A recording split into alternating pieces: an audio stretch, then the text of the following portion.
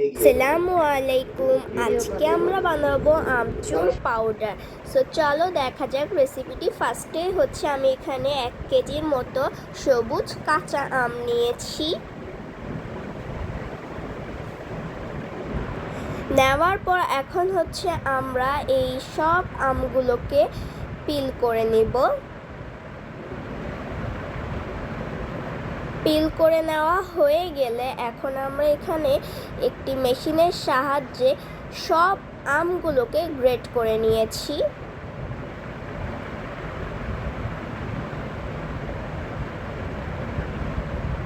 তারপর 2 টেবিল স্পুনের মতো লবণ দিব, যাতে আমগুলোর থেকে পানি বেরিয়ে যায়, তাই লবণটা দিতে হবে। তারপর আমরা ভালো করে মাখিয়ে নিব।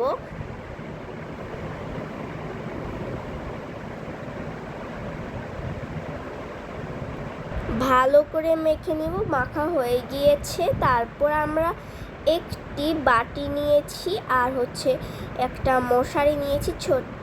তারপর এই যে আম, এই যে এগুলো এখন হচ্ছে সেই মশারিতে ঢেলে দিব।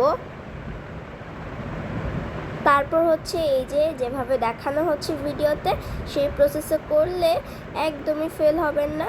এভাবে করে হচ্ছে আমের ভিতর থেকে যে পানিগুলো ছিল সেগুলো বেরিয়ে আসবে। এই যে আমি কিন্তু আম থেকে পানিগুলো বের করছি, আপনারা কিন্তু দেখতেই পাচ্ছেন, এবং বের করেও নেওয়া হয়ে গিয়েছে পানিগুলো সব। পানিগুলো এখন আমরা ফেলে দিব, এটি আর কোনো প্রয়োজন নেই। তারপর হচ্ছে একটি প্লেটে নেব।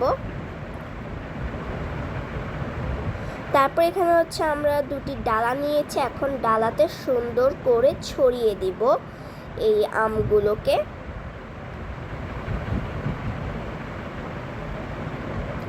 এই যে তারপর পরবর্তীটাও দেখিয়ে দিচ্ছি। এই যে এভাবে করে আম ছড়িয়ে নিব। তারপর হচ্ছে আমরা এখানে টানা 2 দিন রোদ্রে শুকোতে দিব। এই যে আমরা কিন্তু এখন রোদ্রে শুকোতে দিয়েছি। তারপর এই যে দেখতে পাচ্ছেন 2 দিন পর রোদে একবারে শুকিয়ে গিয়েছে আমগুলো, দেখতেই পাচ্ছেন।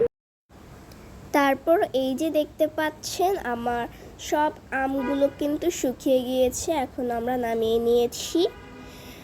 আপনারা এই যে দেখতে পাচ্ছেন আমরা এখানে হচ্ছে একটি সুন্দর করে ব্লেন্ডারে ব্লেন্ড করে নেব।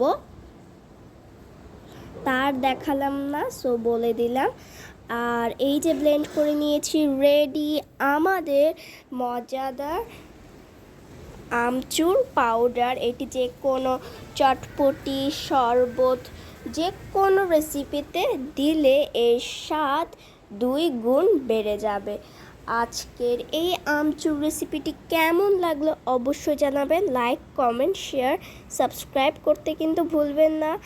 আর প্লিজ আমাদের ফেসবুক পেজটি ফলো দিয়ে পাশে থাকবেন।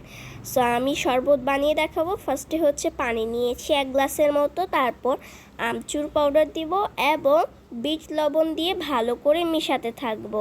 তারপর চিনি দিব। তারপর এই যে দেখতে পাচ্ছেন ভালো করে মিশিয়ে নিচ্ছি।